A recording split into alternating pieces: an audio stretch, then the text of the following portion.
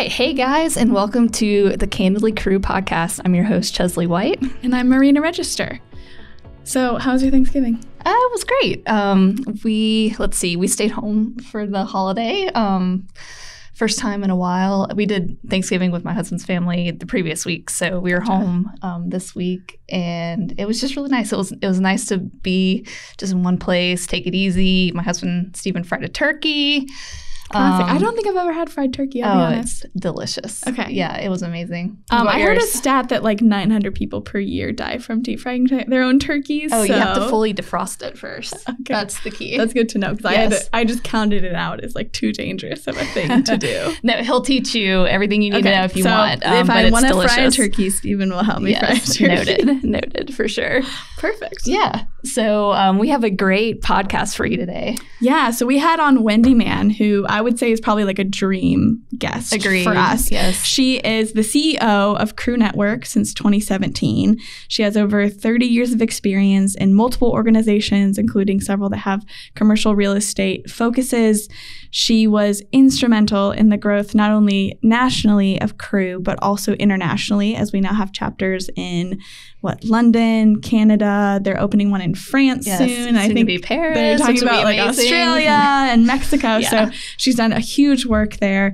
And then she's also been a large proponent of not just women in business, but also large DEI initiatives. So I know she signed a CEO action for DEI recently. So that's been a huge focus of her. Yep, so, I mean, she's obviously fully like a very experienced person and such a fun person to talk to, though, too. Oh, yeah. I feel like it was a joy and a privilege just to chat with her for a minute and just to hear her thoughts on commercial real estate and just supporting women in commercial real estate as well. It was a really cool conversation. And I feel like a central theme that she kept going back to was just being curious and being like a lifetime learner, which I feel like a lot of other people have mentioned as well. So it's kind of interesting to see, as we've done a number of these shows, the themes that emerge over time, and that was cool to hear. So get ready, and here is our interview with Wendy Mann. Yeah, let's bring her in. All right. Well, welcome to the podcast, Wendy. How are you doing today? I am fantastic. How are you all doing? Glad to be here with you. Yes, and thanks for bearing with us with our technical issues. Yeah, but we are doing great. Just got back from Thanksgiving. It was a really nice breakaway. I hope yours was as well. It was indeed. Nice downtime. Awesome. Good deal. Well, thanks for being on the podcast. And we're just ready just to dive right in. So I'm ready. All right. So I'm curious how you got started with commercial real estate. Like, take us back to your college days and what you majored in and kind of how you first got started. Well, I majored in journalism with a minor in political science, and I always thought I'd become Barbara Walters. And unfortunately, that did not happen, as you can tell, as I sit here in my office, not being in journalism. But I really loved my liberal arts education. And when I moved to DC, I was trying to find a job that allowed me to use my journalism and communications background. And it was really hard when I came out of school in the 80s to find a job. And I realized I didn't want to work on the Hill. So I ended up starting to interview for jobs in associations because that's what I could find. And I ended up, my first job out of college was at the U.S. Chamber of Commerce, which of course is a global business organization. And I became very interested in the business world and business globally. And I had this very long career in a number of different associations representing a number of different industries and professions. What I really liked about it was the variety. And one of the things I thought about journalism and being Barbara Walters was she has a great job. She gets to meet new people and ask questions. And so I took that to heart. And in my job as an association professional, I always felt like I had this wonderful opportunity to explore all these new industries and or professions through my job in commercial in the association world. So I can tell you things about manufacturing, technology and transportation, healthcare distribution. These are all organizations I worked for that in the mainstream world, you would never know some of the things I know and a lot of trivia. So what happened was I was working in for another association in commercial real estate when I was contacted to be interviewed for the CREW role. And because I was already in commercial real estate, I had that foundation. But also, my husband was in commercial real estate. So we had been talking about commercial real estate at home for years. He had worked for Equity Office Properties, and then he went to Freddie Mac, and now he's with another commercial real estate association. And he was always in the HR function, but he would come home and we'd talk about what buildings were going up where in the city and why and who was building them and what would they look like and what's the better multifamily versus off. So we were always having real estate conversations at home. So in my previous job, I spent a lot of time immersed in the content around the industry, it fed my curiosity, my journalism curiosity.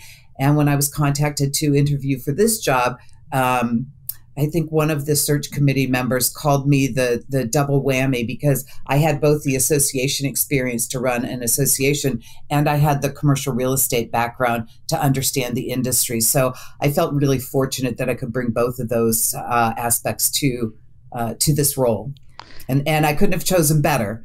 This has been by far the best job because it has meaning to me both as a woman professional as well as a professional commercial in the association world, that I can lead an organization where we're making a difference for women in their profession. So give me an example of the association side, like what you were doing on a daily basis, or kind of, just so I can kind of understand what that role looked like and then how that segued into CREW. Well, you two know I'm like everyone else is through this whole pandemic thing. I am on back-to-back Zoom calls almost all day long, every day, and I'm ready for it to be over. So sometimes now as a treat, when I'm just having a call with one person, we just actually get on the phone. It's a really nice change from being on Zoom so much. So I spend a lot of time interfacing with on the calls, opening up our global doors. So talking with people in Europe or Australia, helping them understand what CREW is and how we can benefit them by organizing an affiliate or just joining as an at-large member. I spend a lot of time talking to people who are interested in sponsoring or supporting. And now, we just launched the CRE CEO pledge for action in advancing women and DEI in the industry. And so I spend a lot of time talking through questions and answers. So I view my role really as an external connector, finding opportunities and collaborations for CREW that will make a difference for women, but also that align with our strategic plan and our growth plan. And so I'm kind of that external person. You could say I'm in PR. How about that? Let's just cut to the chase. Yeah, I'm doing a lot sense. of talking, which is just like journalism. So I feel like it all comes together. Yeah, that is a good fit. Yeah. So when you're thinking about like other associations you were a part of, and obviously you worked your way up, and you were a double whammy for CREW, but what made CREW Network really work for you? What interested you about the network, and what excited you and made you like, oh, that'll be a good challenge, or that'll grow me in what areas? What did that look like? Yeah. That's a really great question. When I was first asked to interview, I declined because I said, I don't want to live in Kansas. And they said, we don't have to, in this day and age. And I will tell you, I've never regretted it. So I think when I took the position, and I remember saying this on the stage in my first speech that I gave, was that I learned a very hard lesson in my career from the day I set foot in Washington, D.C., and that was that I didn't know anybody. I had no network. And so what I learned as time went on was how important it was to build those relationships. So when I thought of CREW, and I thought what the purpose was in these business connections and bringing women together, that excited me. That made me think, yes, I've had that experience of being very alone in the world and trying to find my way. And wouldn't it have been great if I had known some business professionals in the city when I arrived? And I also throughout my career, it has always been very important to me to mentor and train young women, help them grow. And I've always worked with a lot of women in this business as well, but it was really important to me. So I felt like the combination of my passion for advancing women just in general, and my passion and understanding of the challenge of being unnetworked, if you will, really made that. And I will tell you, from the time I first stood on stage and said that I recognized how important a network was, I have to say my passion for and excitement about the work we're doing at CREW has grown 150,000%, because I see every day, I hear from women every day who say, thank you for doing that. That really is a great service, or I appreciate that connection. So I get to feel in real time that I'm making a difference. And so, I get up every day thinking, I don't know what's going to happen today, but I know it's going to be important and it will make a difference to someone. And I'll tell you, sometimes even during the pandemic, I think you may know, at the convention, there was a woman who lost her job very early on. I knew her from being on a committee just relatively slightly, and I just picked up the phone and said, hey, just wanted to check on you. I heard you lost your job. And that just made such an impact on her. And it's those little things, I think, the steps we take to let people know they matter and to create those connections. That I'm so passionate about that. And now seeing our global expansion and seeing how that's changing women's lives abroad who never really thought about, do I need others, whether it's business or just a support system. So I am just fundamentally changed by this whole experience. And I see how much it matters what we're doing. And I think every day that makes me feel like get up and do the best thing that you can for this organization. CREW Network has been one of those amazing things that gets better the more you know about it. It feels like the longer I'm in it and the more I know, I'm like, oh, wow, this is like, I knew it was great year one, but now in year 6, I know it's even better than I ever imagined. So that's really exciting. Did it change your life? I would say, yeah, it has. It does. It's put me into a different career path than I would have thought. And it's been amazing for me personally, but also just the network that I have now in the local community, but then, nationally. Beyond. Yeah. I mean, even your recent job change. Yeah. So I actually just changed jobs. I stayed in my same company but moved jobs, and it was because I interviewed someone on this podcast a few months ago, and she mentioned something about why it's important to take risk. And I was like, oh, I'm not happy in what I'm doing. I should be looking at what else I could do. And I talked with a bunch of people and ended up making an amazing career change with, now I have a female boss who I think is amazing, and I have a lot more opportunity. So that's just like one of the most recent things that I feel like CREW has done for me. And it's one of those like things that happen. You were doing the podcast because you love what you're doing. You want to share a message with the world, but you met someone who said something that struck you. So I think that is one of those moments where you say, this changed the trajectory of my career, and look how happy you are. I can see on your face. No, it's been truly amazing. And if I had not been in CREW, I would definitely not be doing this podcast. It's amazing. Well, good for you. Bravo. And I think that is another example of how the network, even in when moments you're unaware, can really change and make a difference for you. So that's wonderful. But yeah, I mean, just the passion too that I see among women who are in this organization with us, and how committed they are to each other. Yeah, I definitely agree. Heart. I feel like my best friends are in the organization. Like, it starts off as a network professional kind of group, and then all of a sudden you're really close with these people that you just developed these relationships over the past couple of years. And now I think of them as, my closest friends, which is awesome. Which I'm sure, to your story about calling the person that lost their job, and, you just get to know them and you care about them, and that leads to supporting them better. So I just think it's all really awesome. So, Well, with the international expansion of CREW Network, how has that been going? I mean, are you traveling a good bit to help develop those relationships and get started, or is it all still virtual? Yeah. Well, you know, I've been grounded now for 2 years. It's killing me. It's Really? killing me. Yeah. You could have gone so many places. I know. So many cool places. Well, you know, I mean, Paris, London. Yeah. Well, so we've done so much work virtually over the past 2 years, even in the pandemic. So I can tell you that, we are seeking out areas where we know that there's a strong basis for commercial real estate and for women. And so, and connections. And believe it or not, Paris, we will be launching CREW France in Q1 of 2022.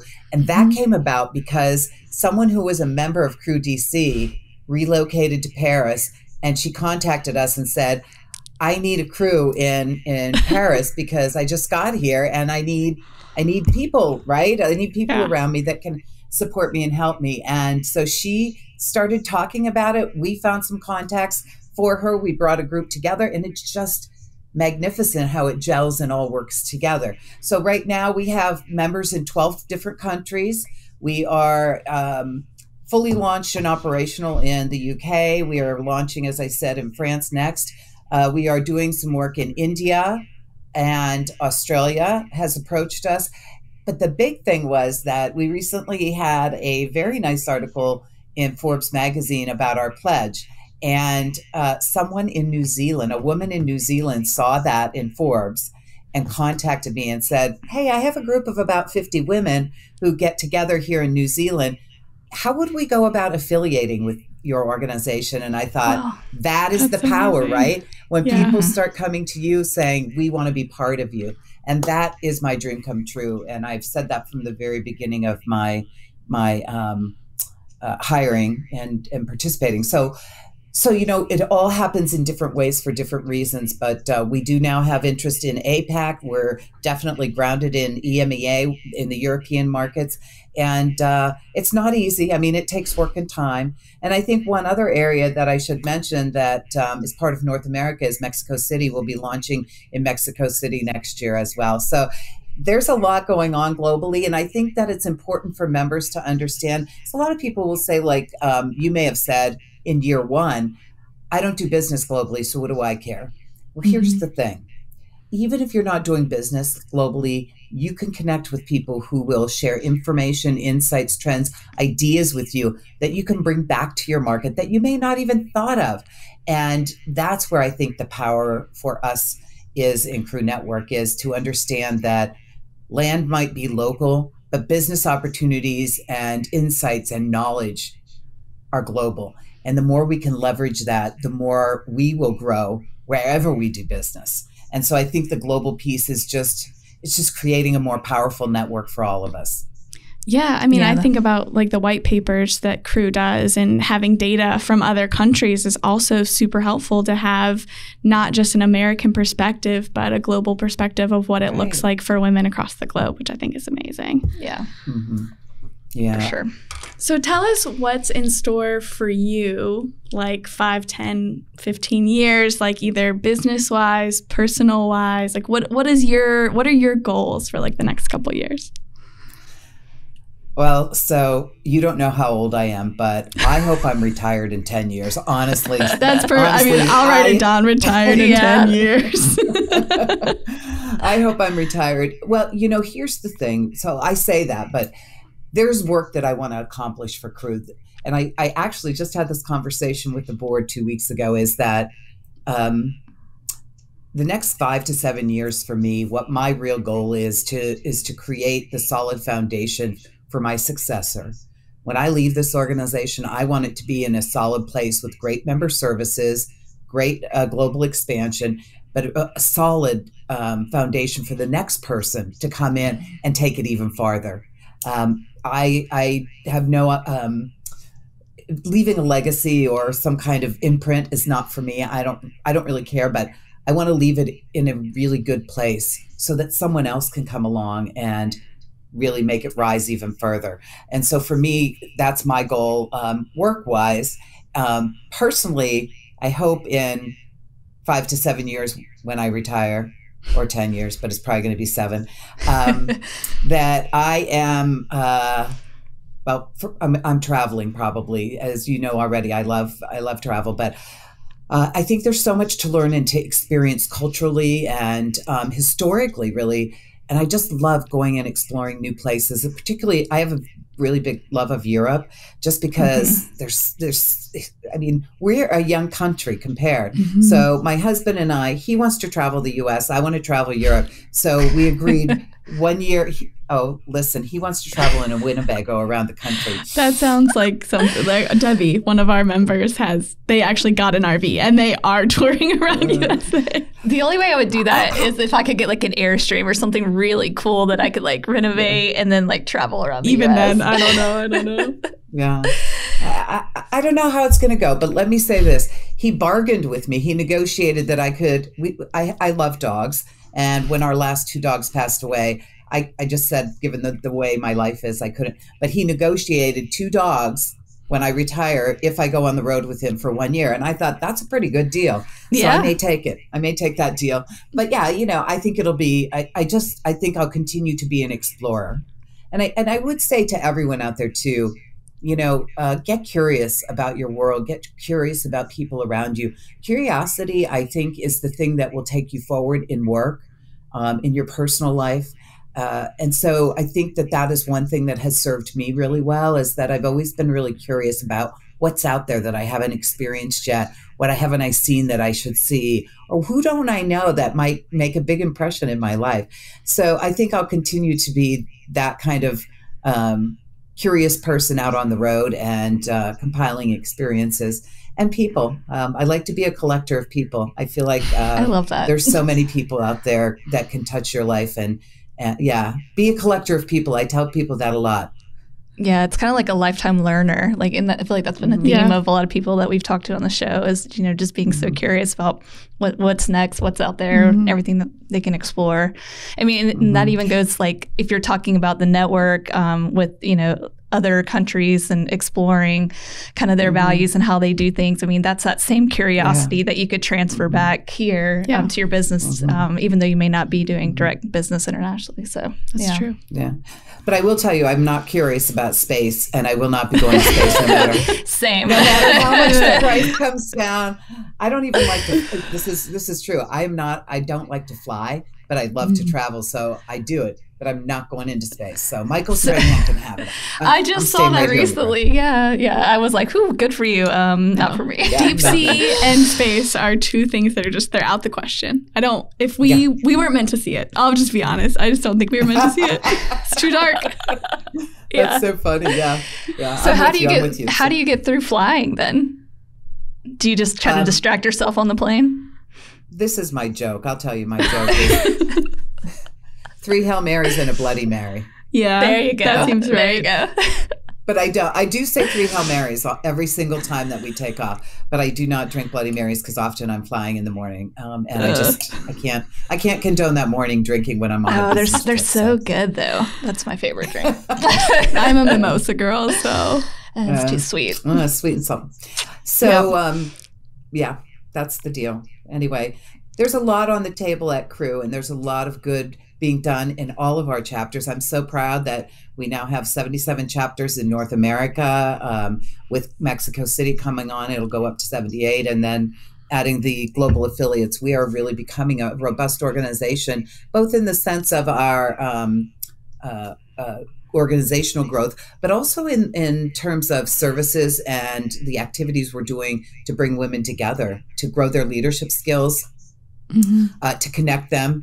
Our online platform, CREWBiz, is phenomenal way for everyone to communicate, and really was a lifesaver, I think, in many ways during COVID for everyone to be together and be able to communicate. So, I mean, the industry, the thing that's making me, it's just shake my head is that even though we've been in a pandemic and in and out of lockdown and wearing masks and not wearing masks and all of those things for the past 24 months, commercial real estate is doing really well. And so business is good right now. And I just keep my fingers crossed that we can hold on to that going into 22 and beyond into 23. So I'm very happy that CREW has been able to keep members connecting to do business and keep the robustness that we've experienced in the industry. Yeah, it really has been, I mean, the most important time to keep your network, Yes. I think, is now. So you mentioned just about how you want to leave something behind for your successor to kind of pick up and move on, which I think is a really admirable concept, which hopefully all presidents of each chapter are trying to do at the same time. That's what I'm trying to do for my, next president coming in. So that sounds a lot like, in some ways, mentorship. So you talked about having mentors previously. Have you had mentors, and what did they look like? Where did they come into your life? How did those relationships grow? I would say that there are two leaders who really had a great impact. The first one was a gentleman by the name of Steve Carey.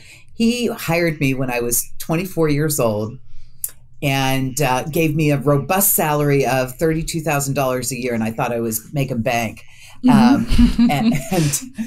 I was 24, and he gave me a role as a director in the organization. Now, granted, it was a very small association, but I reported to him, and I think I learned so much. And the background is he was actually a pathfinder in Vietnam, so he was a leader of a platoon, and he would go ahead of the platoon and check for booby traps. And so I thought, when I look at his leadership now, I see how he was gentle and caring, but he was also very much of, he encouraged you and inspired you to be very entrepreneurial. And I think that had a huge impact on me, in that he would give us, all of the senior team, wide latitude to try new things, to push the edge of the envelope. He encouraged it, and he was very much like that. And I think that came from his training and experience, and it made a difference in mine. So I approach every organization I've worked with, and how can we make it better? What can we do that will, and this is the thing is, I always say the secret to being successful in an association leadership role is to find out what the members want and then give it to them. It's so simple, right? So we've done a lot of assessments since I've been on board in terms of evaluations for programs, our member needs assessment, focus groups, and we've asked a lot of questions, which is why you'll see rolling out some of the things that we're doing, because we ask the members, and now we're going to deliver what the customer wants. And so I think that's one really big thing that I learned from him, although he used to say sometimes they don't know what they need until you tell them. So I think there's that aspect too, where we can get in front of it. That's sort of like the innovation piece, right? Where you're thinking no one else is seeing this right now, but I could put it on the table and see how it grows. So there's that. And then my second boss at the same job, when he left, she came on board, was a woman. And she's the one that I just, we butted heads for the longest time. And it was clear that it wasn't going to work out between us. And I ended up leaving that job.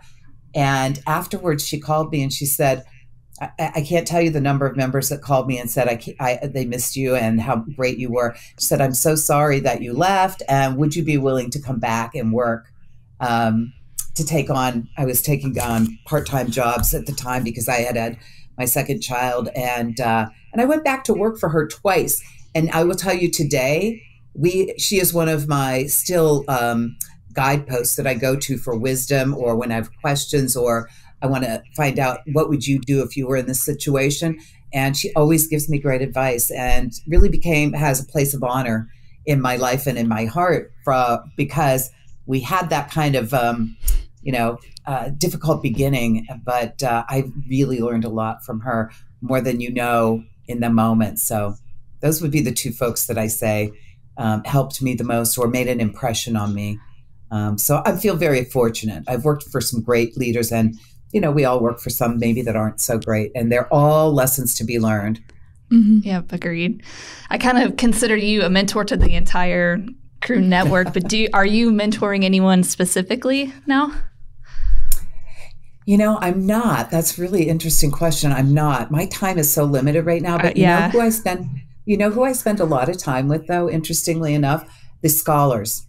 Because when I meet them at the convention every year, they always like to follow up and start, kind of just talk to someone.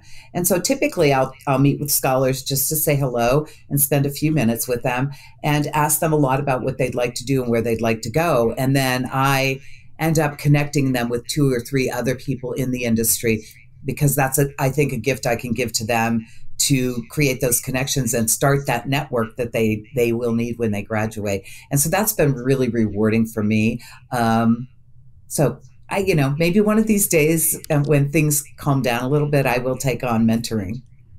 Yeah. We just started a mentorship program in our chapter, and I think it's been really successful so far. And the podcast is actually kind of a part of that, running alongside of it. And I don't know, it's a cool resource to have. So. Yeah. Mentors and sponsors are so important in your career. And I think mentors as a sounding board, as someone who can give you wisdom and guidance, it's again, when you don't have a network, you're lost. When you don't have a mentor and you're a young woman in the business, you could make a lot of missteps. So wouldn't it be great if everyone had someone they could turn to and say, hey, this situation happened. Should I apologize or should I, reel it back? Am I doing too much? It's just great to have that sounding board. And I like to think that CREW gives you that as well. And it may not be a formal mentor, but every time you meet women in this network and they start talking about their experience, you can share yours. And you do get some of that, not really solicited advice, but some wisdom. Especially among our, our older generation of, I shouldn't say older, our more experienced generation of women leaders in commercial real estate. But I do think that is the beauty of it. And it's great to hear that your chapter has done that and that it's going so well. I think that is pretty much the heart of CREW, is making those connections. Yeah, I think mentorship, or I know that the mentors that I have had have helped me be more proactive, because there's a lot of times you're like, well, if I just do a good job and I just keep doing a good job, I'll be fine.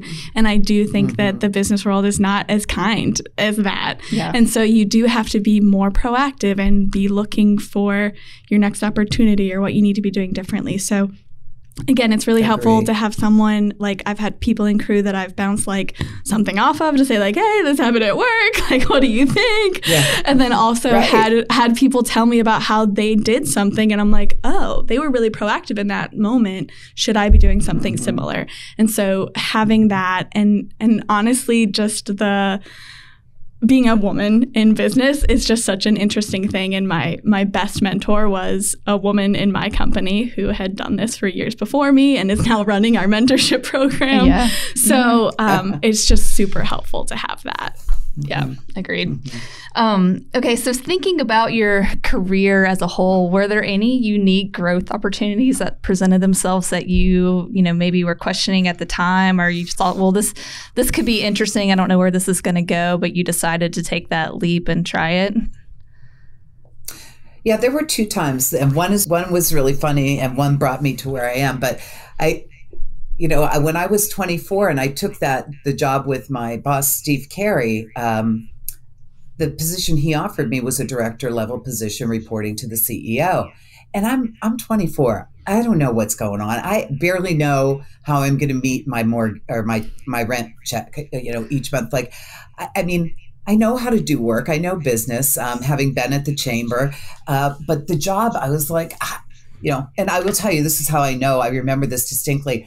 After I got off the phone, they made me the offer. I hung up the phone. I immediately called my mother and said, oh my God, I just accepted this job. I don't even know if I can do it. And my mom, of course, being a good mom, said, well, they must have saw something in you that makes them think that you can. So just go. And so I guess you could say I had imposter syndrome a little bit, but then I was like, I'm Wendy Mann. I'm going to go in there and get this done. Love it. So that was fun. And I mean, that was partially my mom going, well, if they saw something in you, you must have it. And then the other one was when I was working, before I took this job at the Commercial Real Estate Association I worked for, that was just such a tremendous opportunity to really dig into the industry. And again, remember my journalism background, I always felt like every time I worked in an association, I could just learn so much. And so I oversaw the research there, and it was all industry related research. And so I was, we were way ahead of some of the trends, and I was always excited to see new things on the horizon. And so I think that, I felt really grounded in the industry itself.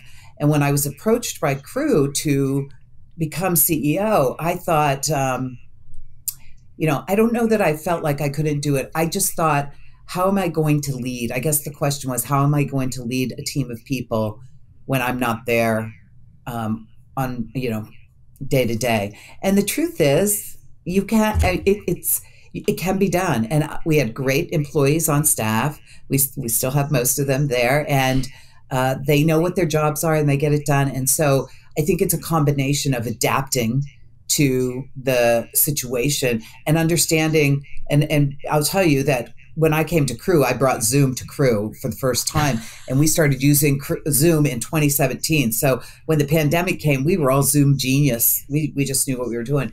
But I think that really enabled me to feel more comfortable as a leader. And I spent a lot of time in the office early on because I really felt it was important to the staff and to the team that we solidify.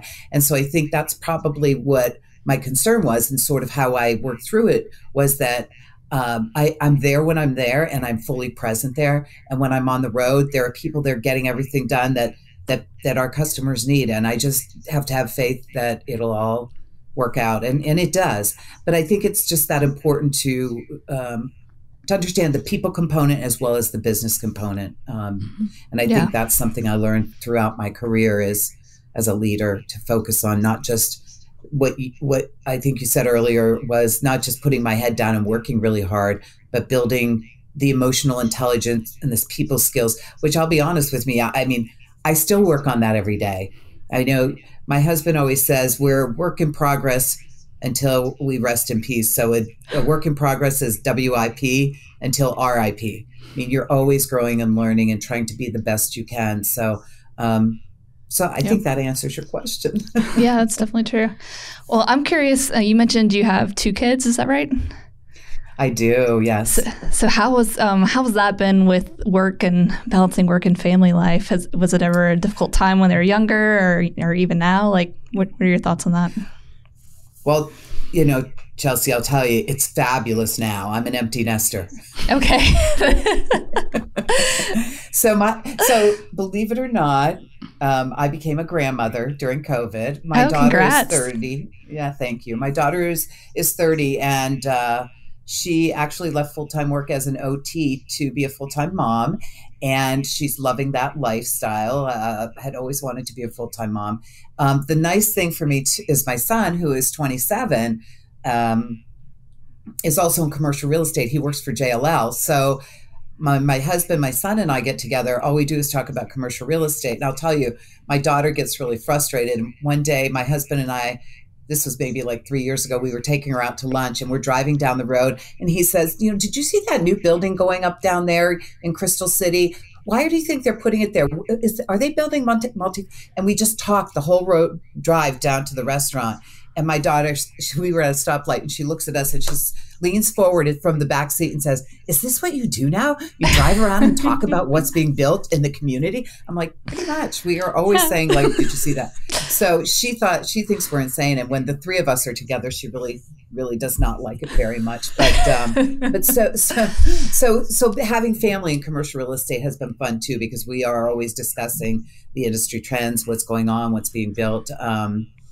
And so I will say this, I will say as a mother, when I was younger and building my career, I was asked by other young women. So I had my first baby at 27 and my second baby at 31. They're 3.5 years apart. And I was super young. The upside of that was that I had a lot of energy to chase kids around and work. The downside of that was there's actually no downside, because I was an empty nester by the time I was 48. So, but I will say this, that I remember young women at work saying, "How do you do it?" And this is the truth. I said to them, "Look, if I stopped to think about it, I probably could.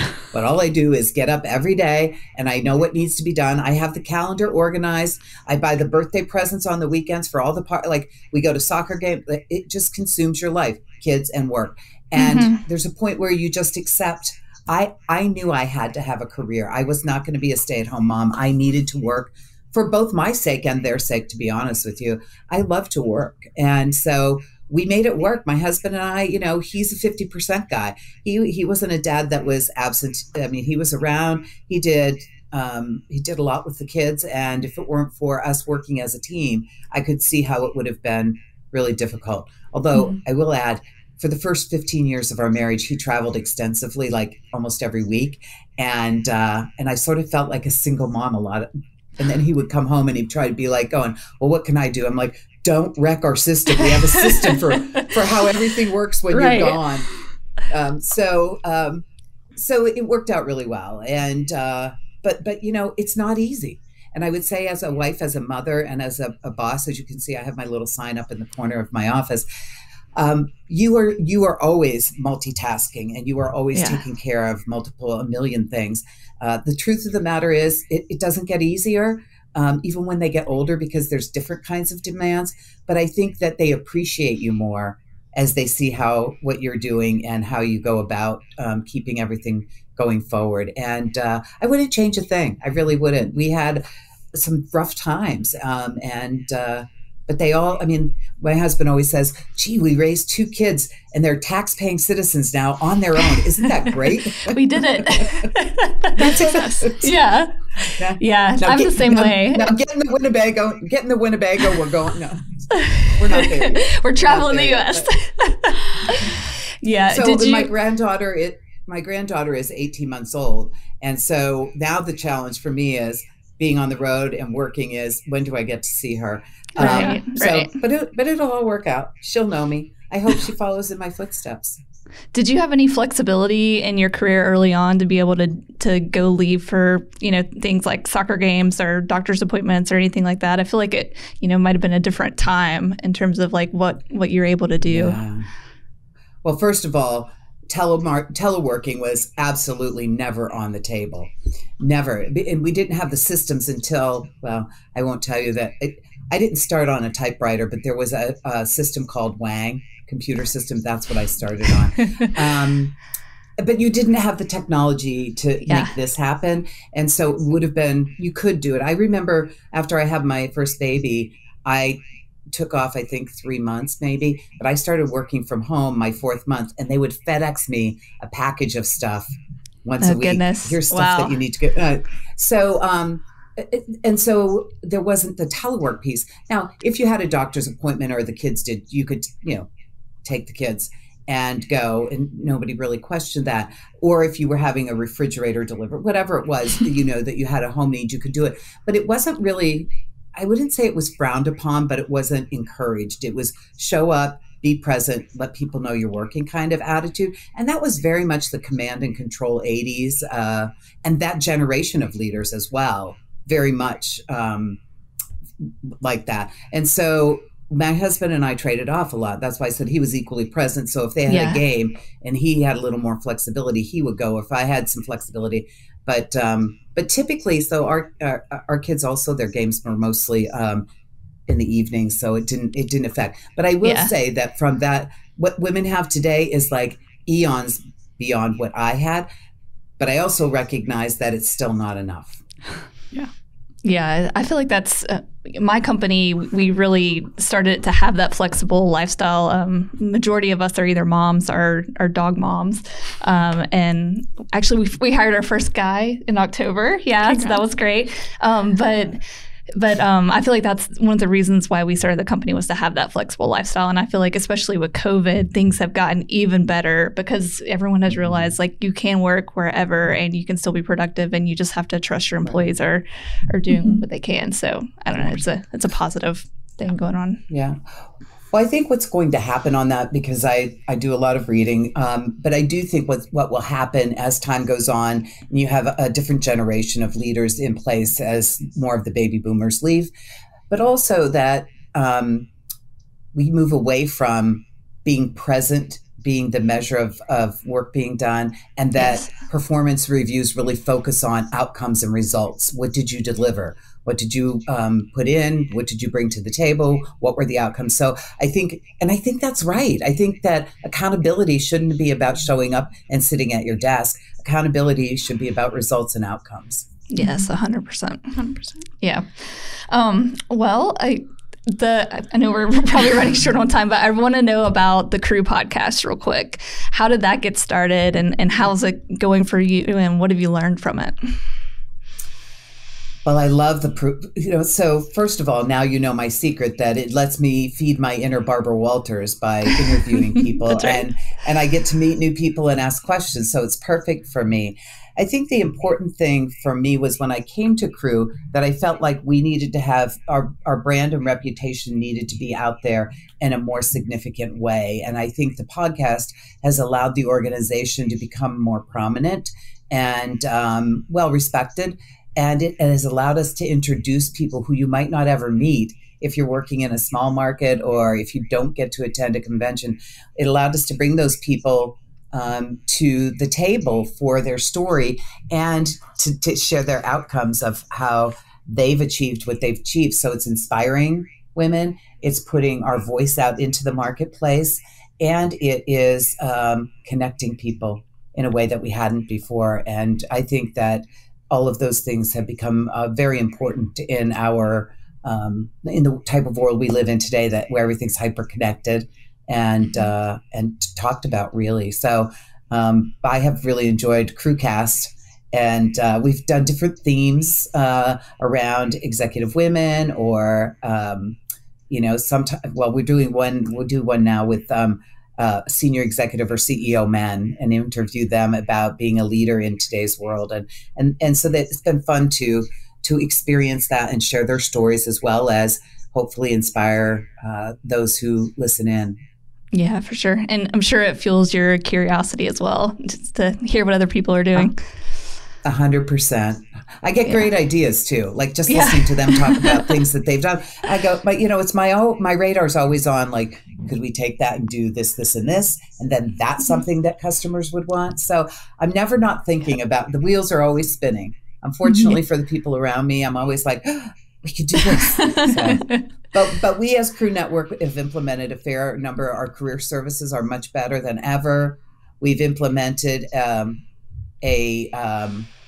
internship website. We are launching our councils for that more intimate experience of building relationships and business partners. So I think we're on the way to real greatness in terms of the impact we'll have on the industry, and really making a difference in advancing women in commercial real estate. Yeah, I definitely agree. Awesome. Should we do rapid fire questions? Absolutely. All right. So thank you so much for talking with us. It's time for our fun questions where we get to know more about you personally. So what do you like to do for fun? I read a bazillion books. So when I have downtime, I like to read. And I think the reason why is because it allows me to escape my brain. Books are my thing, and I love that. And travel. I would say those two things I love to do. Okay, well, that was the question number 2. What's your favorite place to travel? Oh, I think I wrote this down so that I would remember. I didn't actually write it down. My favorite place to travel. So first of all, I love New York City. It's my favorite city in the U.S. And I've been to other cities like Toronto and London who are comparable, and I like them as well. So I would say that that New York City is my favorite city to visit. I think Europe, I mean, we already talked about that. I've only been to a few places in Europe, but I have on my list all of them to go to. And I'm just really enamored of the history of our world, and I want to go back and see the Colosseum in Italy. I want to go see the Wall in Berlin. I think experiencing where history was made really, it feeds my curiosity. So that's my travel.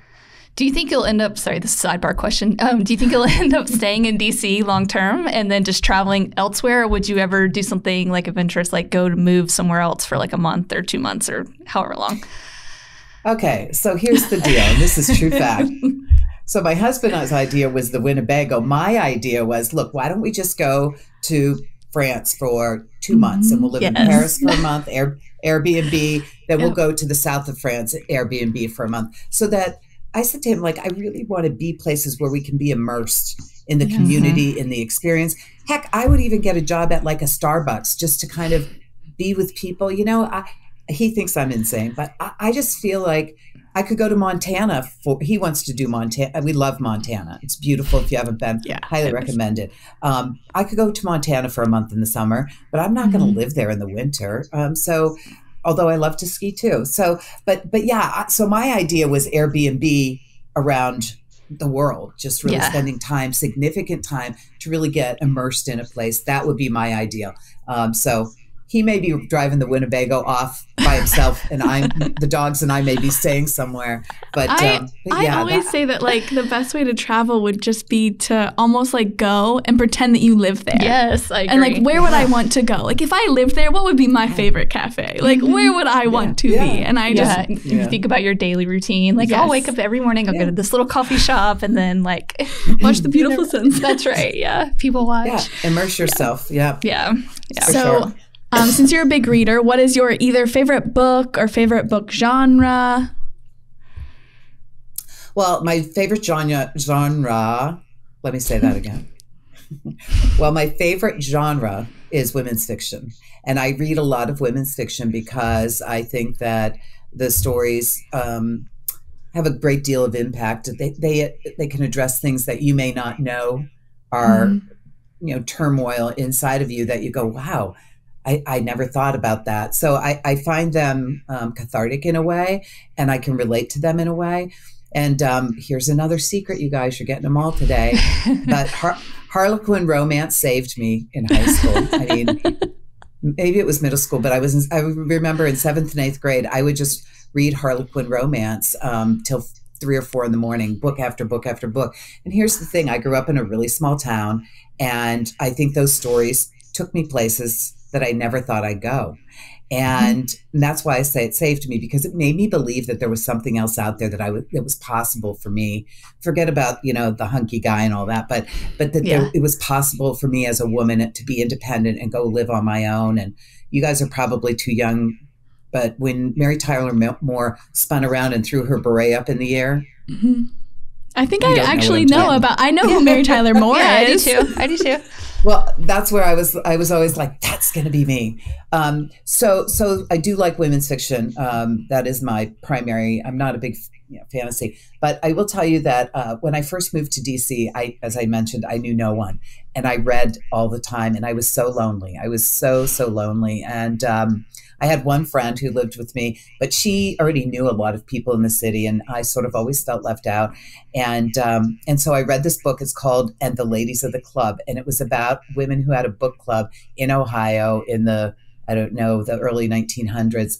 And I just felt like they were all my friends because I was so alone. And the book was really thick, so it took me a long time to read it. So I always remember that book, and I remember that time period in my life. But probably my favorite story ever, when I read Gone with the Wind, I was captured. Gone with the Wind and The Count of Monte Cristo, 2 of my favorite books. The Count is one of my favorites. That I went through a stage where I went through classics, and The Count of Monte Cristo, like I knew how it ended, and I still felt like I was on the edge of my seat reading that book, being like, what is going to happen? So it's a great one. That's so funny. I have been telling my son for years, you've got to read it. It's so good. It's so good.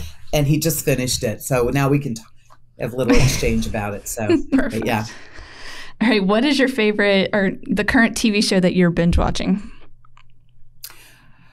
We just binge watched The Queen's Gambit. I have not seen that. Is it good? Haven't? No. It's good. No. I watched it early on when it came out, and it's just such a fascinating story. It is like a slower paced drama. So you have to prepare yourself for that. But it's very good. Yeah. Yeah, it was, I really loved it. Yeah. You know how you're talking about thinking that the characters are your friends in your books? That's how I am with like Ted Lasso and like other TV shows that I'm binge watching. I'm like, I feel like they become my friends, and then I'm like, wait a minute, they're not here. So I could relate on that. Okay, so our final question, and actually what we think is the most important, because we're big foodies, we love to eat. And actually this podcast started from us being at convention and going to a restaurant and talking about ideas. Yeah. What is your favorite restaurant? We were in San Diego. No, it was at the summit, the leadership summit in Santa Clara at the very beginning of 2020, before everything locked down. Yep. I was president-elect and she was the delegate, so we were going together and we sat down over some breakfast burritos, and she's like, I've got this idea. I think we should do crew chats that are like this. And then when the pandemic hit, her whole idea behind it was like, well, I love podcasts. And I was like, why couldn't we make a podcast? Like, why couldn't we do that since we can't have people in person? So yeah, between Summit between Summit and the pandemic, here we are. Yeah. Yeah. So. Yeah. Well, I will tell you that my favorite restaurant in Arlington is probably, I don't know, I'm going to say Cava Mezza. It's a Mediterranean restaurant, and that's why I love it. Mm-hmm. But it's not anything to write home about. I think you would like the food. But I mean, it's just, so they have saganaki. Do you know what saganaki, where they light the cheese on fire and cook? Okay. So at Cava Mezza, they bring out in a, on a wood thing in a cast iron pan, a cut of cheese that's like a big brick of cheese. And they put alcohol on it and they light it on fire. And then to put out the fire, they put lemon, squeeze a lemon on it. It is by far the most fantastic thing that I've ever eaten. It just, should I say, melts in your mouth because it's just been on fire. But that is what drew us there. And so now we can't stop ourselves. We keep going back, and it's small plates. So we can always try a bunch of different things. Yeah. And so that, I think that that kind of eating makes me happy, that it's not huge amounts of food, but tastes of a lot of things. Goes with my curiosity. Yeah, that's right. It all comes back to that. So 100%. Yeah. So should I go there the next time I'm in DC? Like, is it? Sure. I live in Arlington, to get flaming cheese. Yeah. Okay. I will tell you, don't go to, there's a fast food Cava. I don't know what they call it, Cava Mezza, but there's also a sit down restaurant. So you have to go. There's one in DC, one in Arlington, and I think one in Maryland. So, and I just want to say that I appreciate this opportunity to speak to you, and you got more secrets out of me than anyone ever before. I love that. Well, I will say this. I respected you beforehand, and I respect you more now. So thank you so much for taking time to talk with us and dealing through technical issues. So we really appreciate the work you do for CREW, and then also coming on the podcast today. Yes, absolutely. Yeah. All right. Honored to be here, and thank you for the invitation. Thanks so much, ladies. All right. Thanks. We'll talk to you soon. Have a good rest of your day. Bye.